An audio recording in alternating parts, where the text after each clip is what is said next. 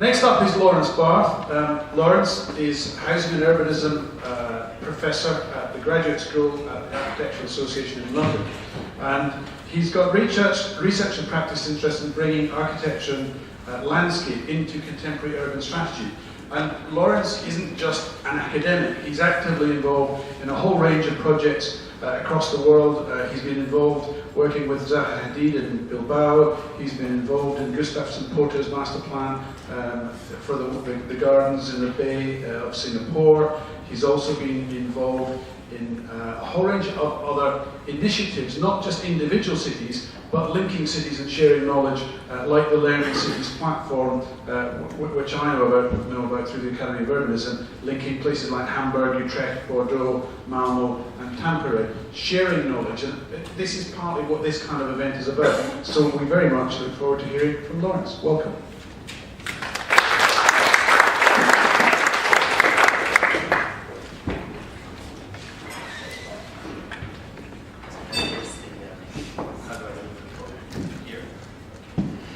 Thank you very much, everyone. I want to say that I agree with virtually everything that was said in the previous presentation, which is, I think, strikingly unusual, and that somebody who works with architects agrees with an economist. But part of the reason for that, I think, is that I'm not an architect, but I work with them every day. And I work with them from the point of view of trying to bring exactly that kind of economic and political reasoning that Stuart is talking about into the design process. I begin with this image. It's taken from the inside of the Martin Luther King Library in San Jose, California, and it was part of a series of initiatives when the city of San Jose began to think about how to concentrate some of the forces for development in the Silicon Valley and establish a stronger urban pole so that it wasn't such a sprawl. And chief among these efforts was to create a library that would serve both the university and the city. And so it came to be not only an anchor for a rethinking of the urban fabric of the center of the city, but a new kind of civic basis for interaction within the heart of downtown. Along with that, they added theaters, they added a science center, a commitment to public transportation, and a series of things whose fundamental purpose was to make the downtown of San Jose livable. But if you think back to that first image, what it also did is create the potential for bringing companies like Adobe back into the heart of the city. So Adobe occupies one of the towers that man is looking out at as he reads the paper at the top floor of the library.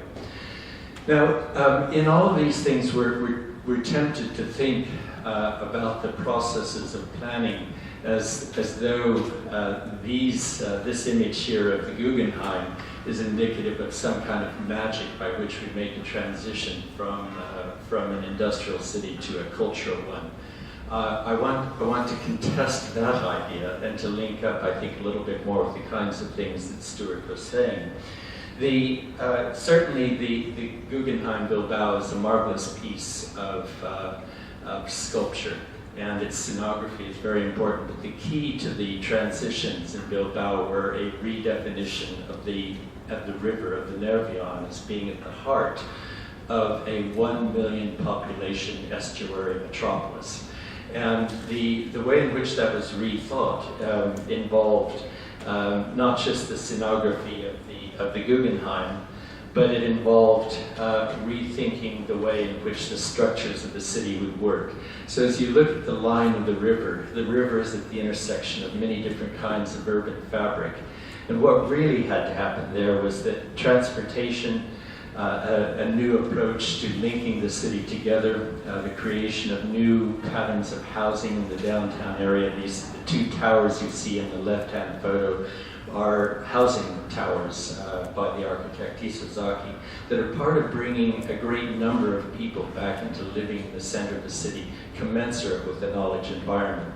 That's combined with the commitment there to the tram and an expansion of the metro along the lines of the estuary all the way out to the coast, the bridge there by Calatrava.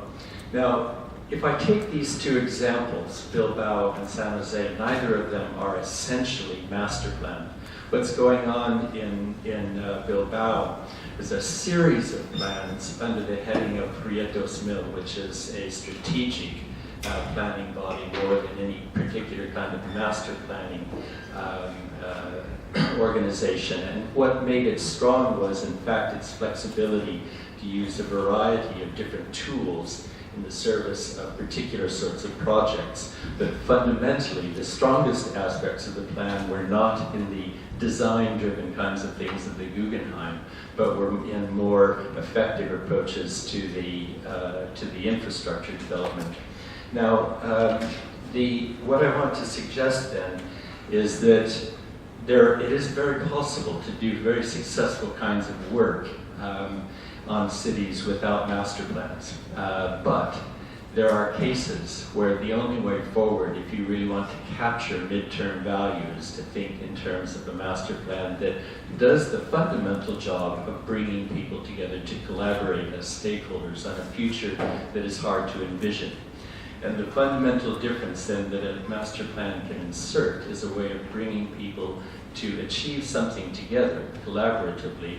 It can't be done simply by the market processes themselves. Sometimes markets tend to either overestimate or underestimate value in such a way that you can't actually achieve the things that the economy is pointing you towards. Now, the key logic to the way in which I usually am trying to get designers to think is in terms of understanding emerging patterns of collaboration, and fundamentally this is about understanding value chains.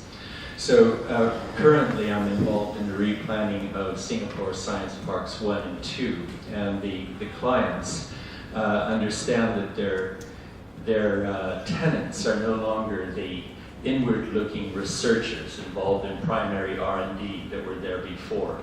Instead, the kinds of companies that are coming in are combining regional headquarters of companies with application-based research rather than primary R&D. And so the way in which things are changing is that the companies really have to be reaching out to their value chains, both upstream and downstream, in collaborative team-based work all the time. So what do we do now? Oh, it just comes and goes. I see. It's intermittent. Okay, so the key point in this is that the companies that are there are trying to trim down, avoid the costs of basic R&D, and work on the basis that they will collaborate with their teams, their value chains, but not every day.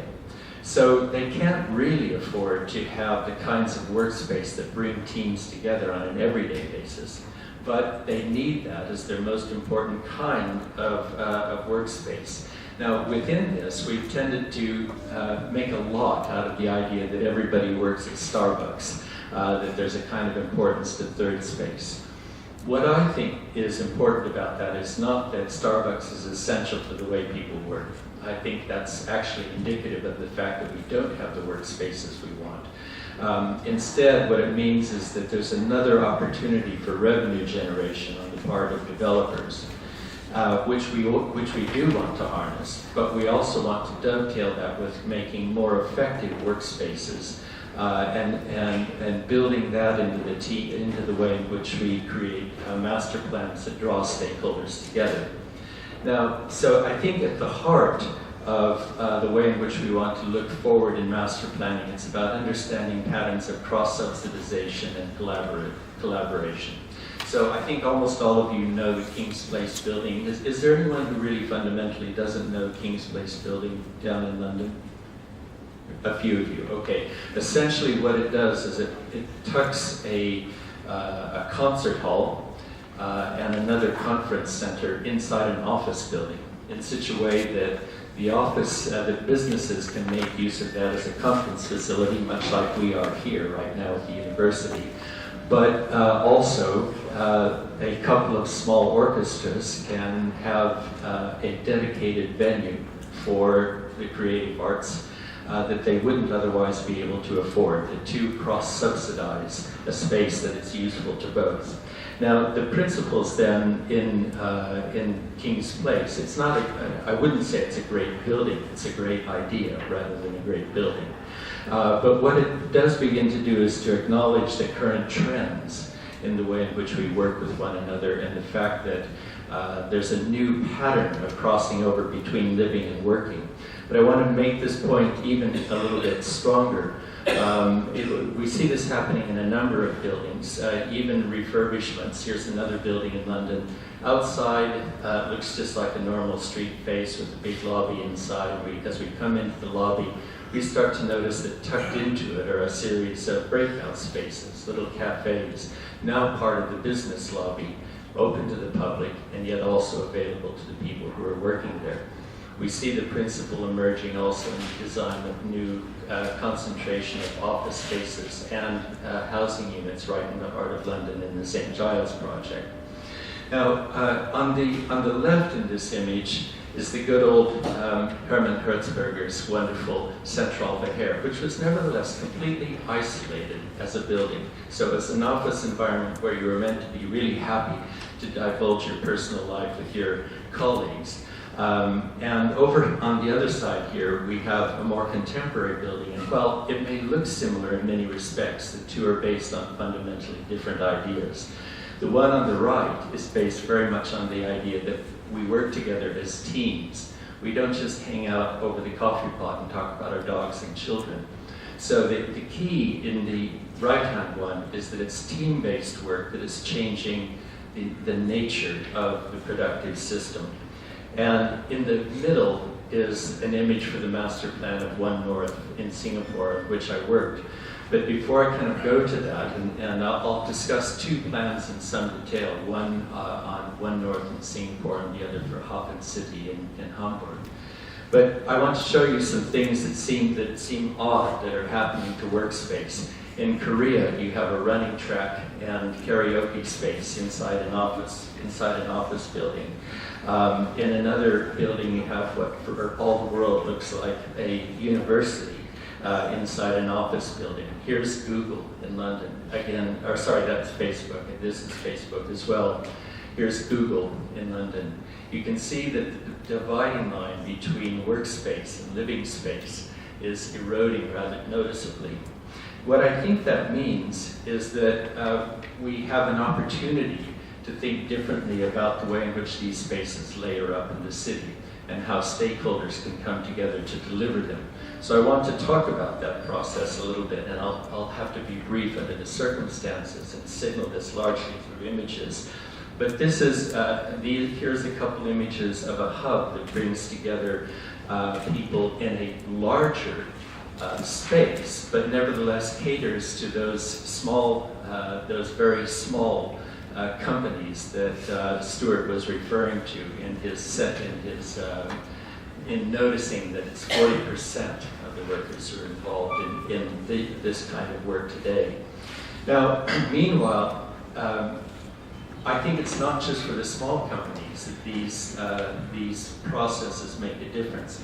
This is a diagram. Here's a map of what's going on above, a diagram of team-based workspaces. And one of the things we've been working on with our clients in Singapore is the thought that what they may want to do, even in a science park, is recognize that medium-sized companies have a need for using space on a team basis from time to time.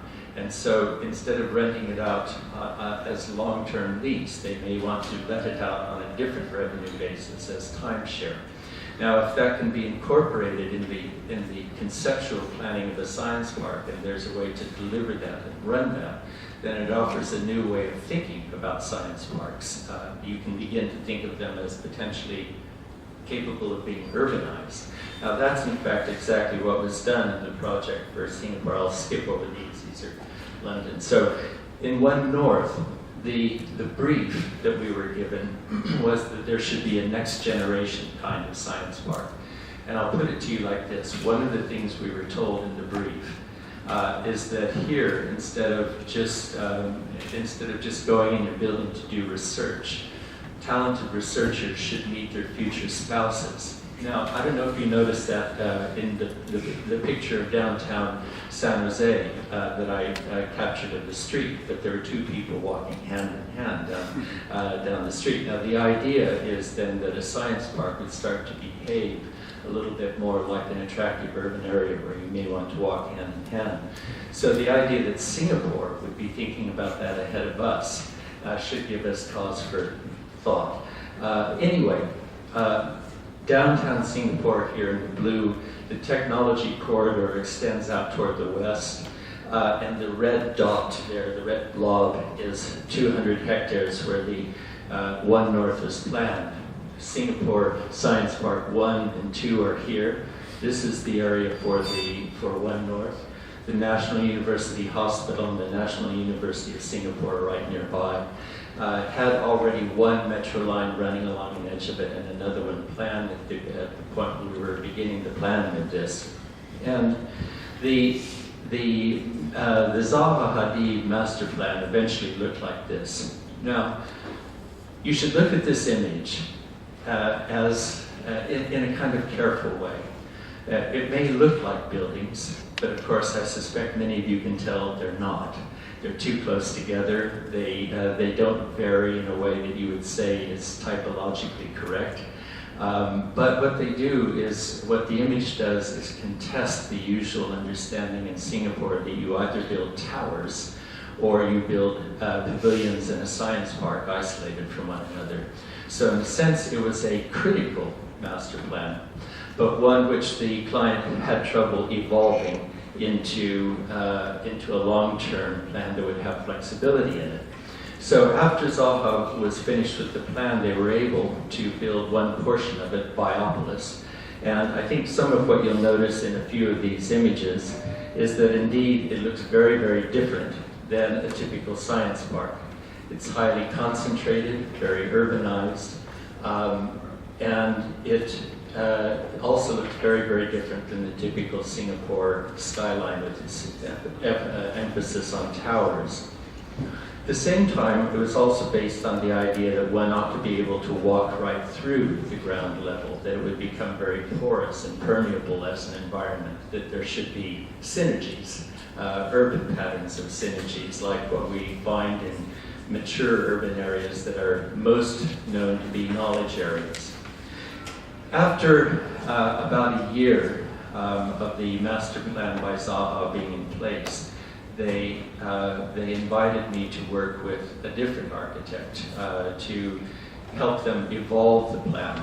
And originally, they said, how would I like to work with an architect like Gensler or someone like that? And I said, I'm happy with that, but I don't know why you would want it, because they won't listen to me, and you'll end up with two plans.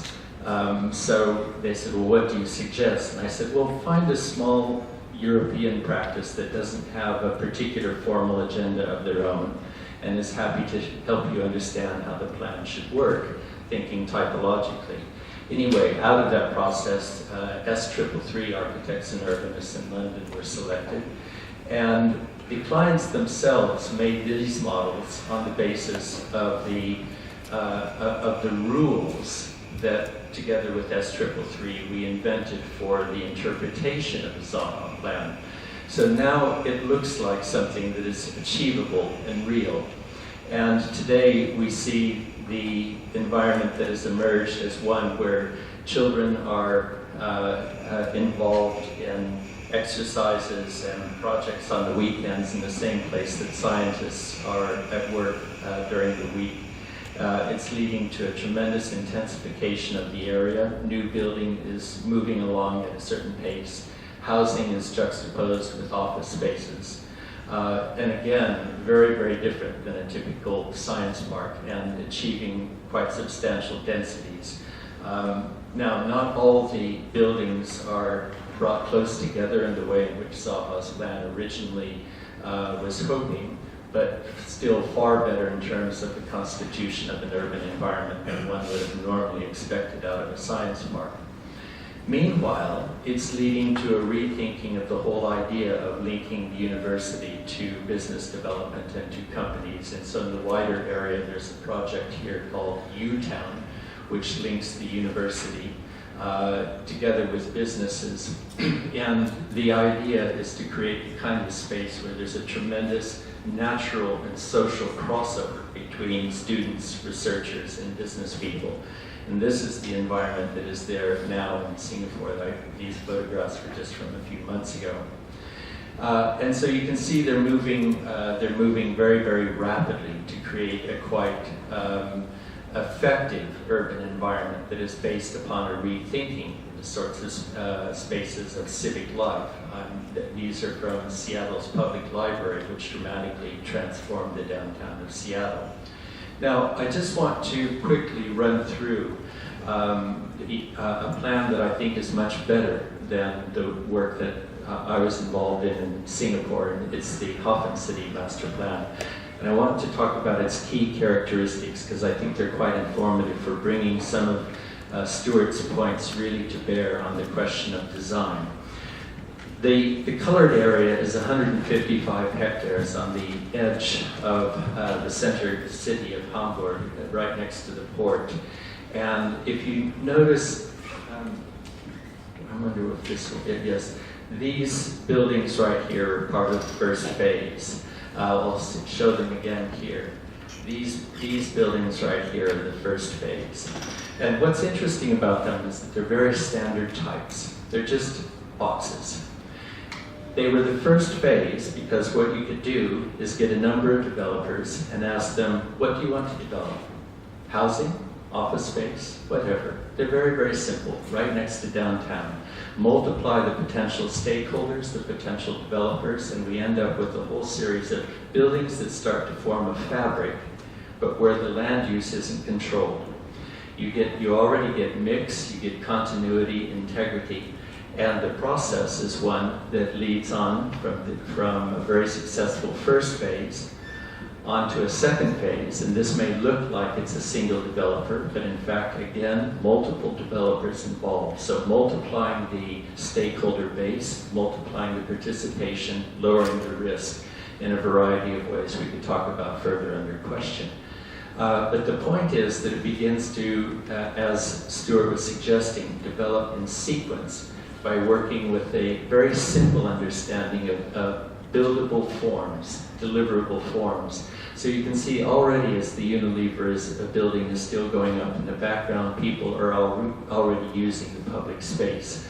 So this is the same moment here as the previous picture. You already see people actively using the public environment while construction is still going on around. Heavy emphasis upon housing, but housing, again, used, as Stuart was saying, not simply as provision of numbers, but to strategically help deliver a larger strategy for workspace. You look in the background and you can see the sign Kuna Nagel in the background, while right here in the foreground is a nice place where both residents and workers can congregate at lunchtime. So construction still going on the workspace, but the living area already established. Now, I'm nearly done, but I just kind of want to run through some images then about how Unilever you see in the background on the left. It creates an office building that is not only a very effective headquarters for Unilever, but downstairs begins to constitute a publicly accessible environment that include things that are available as part of the civic realm, a culinary school right on the ground floor of the building and accessible to all. So creating a very powerful workspace together with a living environment that works for people and begins to establish a sequencing, as Stuart was suggesting, that is deliverable and manageable by the collaboration and engagement of stakeholders themselves. Thank you very much.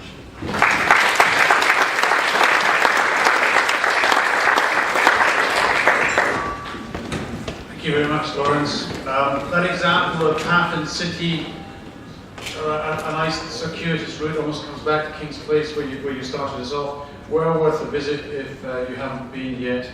And I think that Unilever building is a fantastic example of the potential mix that we could be aspiring to, but quite hard to conceptualize if you haven't been there.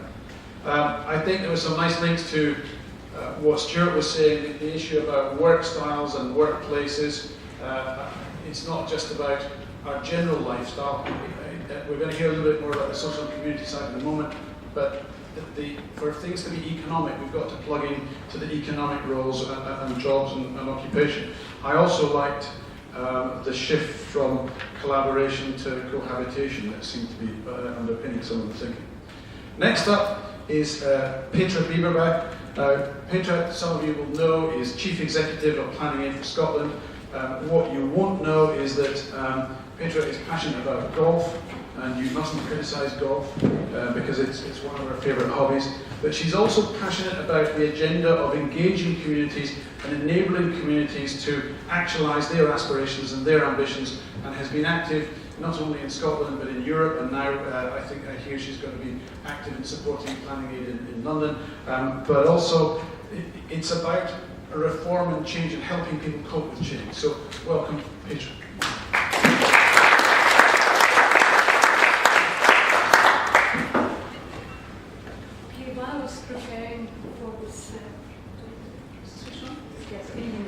While I was preparing for my talk, I was also reading a book called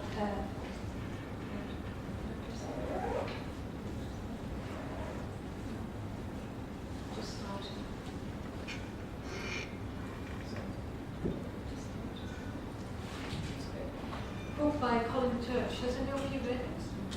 It's a fantastic book. It has actually 4 out of 5 in the Amazon rating. It's about a book that challenges assumptions, and it's about a book that brings up hope as well. And one of the things that I found so interesting in this book is that it chimes us today. It's about rethinking some of the assumptions that we have made in now and in the past, and it's very much linked to the sort of Darwinian ideas of the competitive streak. I would really urge you to read it. It's a fantastic book. Okay, can you go to the next one? Can you just show me which one? Yeah, okay. Okay, my title was Creating Sustainable Communities and Community Vision. The subtitle that we sort of thought we should talk about is Can Master Planning Master Change? And the reason for us, in terms of planning for Scotland, mastering change is something that the community feels very passionate about. It's what gets people out into the street. It's when they see change happening that they haven't been involved in it, or when change is happening so fast that they don't understand why. And it's change really driving all of that, and we need to think very quickly again how we're going to involve more of the people right from the start. But I want to start off by saying some of the thoughts around placemaking and master planning. We often assume that it's all about new development, and this is the thing that master plans have traditionally focused on. However, most places already exist, and most of the future places will be added to the development that is already here. In the current macroeconomic conditions that are forecast, there is unlikely to be a surge of new development, at least in the UK. So the focus of planners, designers, urbanists should be on sustaining and improving existing places. Of course, new development has to be part of this, but the context matters. And a part of the context in the future is about energy efficiency, it's about climate change, and it's particularly about an aging population. In the UK alone, it is forecast in the next 15 years that the population of 85-year-olds will be doubling. So this is an area that is of prime concern, but it's not really addressed by the current master plan. And there's of course a basic question as to whether a master plan can actually address these new challenges. I would argue that any strategy for managing spatial change must also address the issues of equity. This is not so far out as it may seem. The UN Habitat sees equity as a fundamental to the concerns of planning.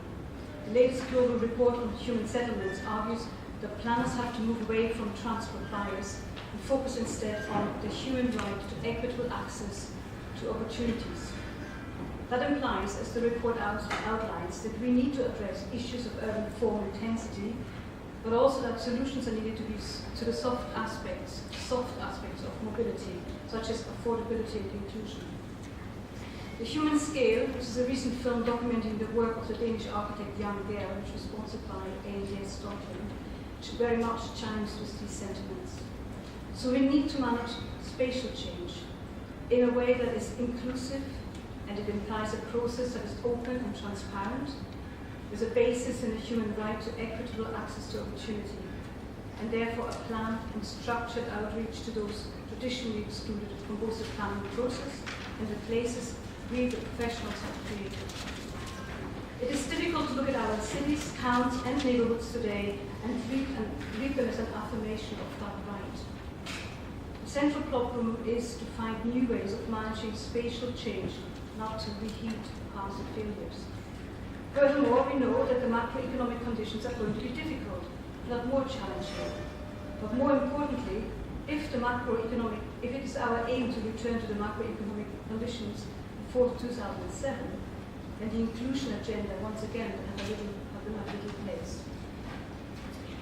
I would argue that placemaking in Scotland needs to absorb some of the lessons more equitable societies have, so that's such in Northern Europe.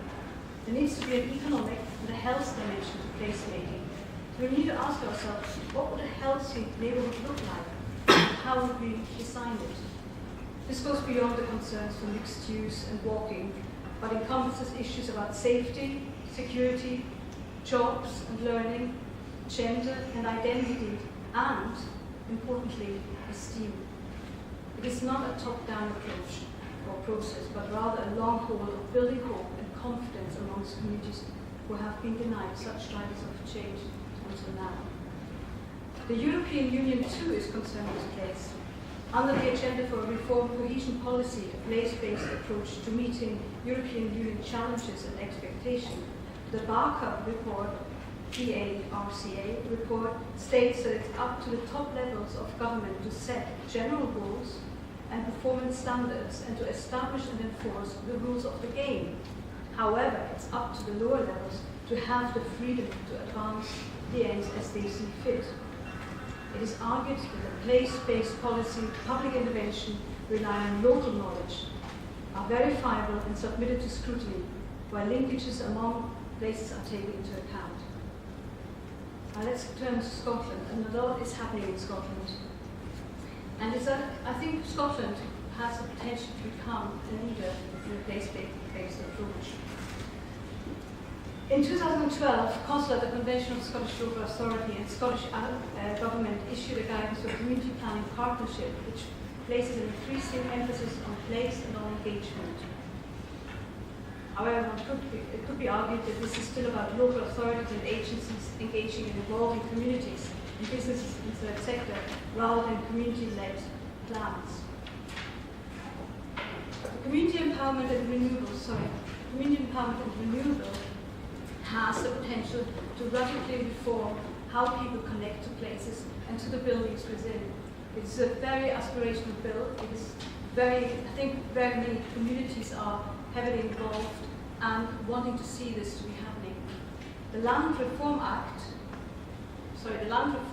provides opportunity for a new kind of engagement. It implies that the community, such as we know in Brun, Assynt, and in Neudart and Gia, have very successfully developed their own areas. We're now seeing communities coming forward saying they want to have community-led development plans that they design themselves. And with a doubling of the numbers of land going into community ownership, again, that is very exciting. The public sector reform agenda is also a very powerful driver for change. Doing more with less. It's not always a bad thing. Doing more with less can actually harness innovation and creativity and unlock potential.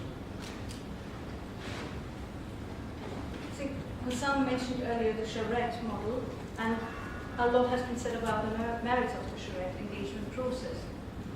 In planning aid, we expanded it to link with other public sector services such as community planning. Because if you have spatial planning, spatial awareness, and you bring the public sector reform, public services into them, you have to make the linkages. So if we're using land use planning, community planning, and community engagement well, we're getting a kind of plan that everybody adheres to. In terms of the expectation, it's also clear that when you have the community planning as a partner in that, you actually can deliver on the expectations, you can deliver on the things that people want to see happening.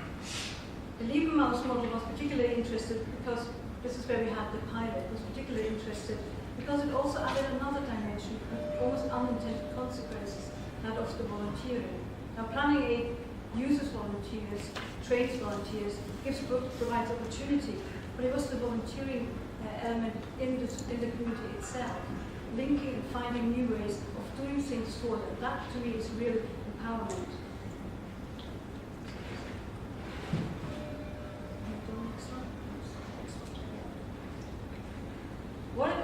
What it actually brings together then is about unlocking social capital, just economic wealth, but actually social capital. That's incredibly important in this day and age, in this current climate. It's about the informal and the formal connection, interaction that people have. It generates a sense of well-being, that no matter how beautiful the buildings you are and you decide, and no matter how wonderful the places are, it is about the people on the ground. And this kind of community spirit and well-being has to be brought out. So I think the more social capital, the better. This is what's so evident in some of the Scandinavian countries that we so admire, that we often see to happen. It is about social capital, it is about trust, it's about building knowledge, skills, and the capacity from the within the people. So I would argue master planning needs to be reassessed. We need to have a very different approach to plan making to what we have traditionally known.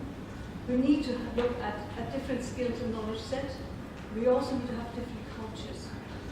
I would argue that if by adopting the charrette model, which helps us to unlock social capital, we're actually freeing civil society to connect and to shape and to master the change that they are seeing themselves. After all, it's our place. Thank you.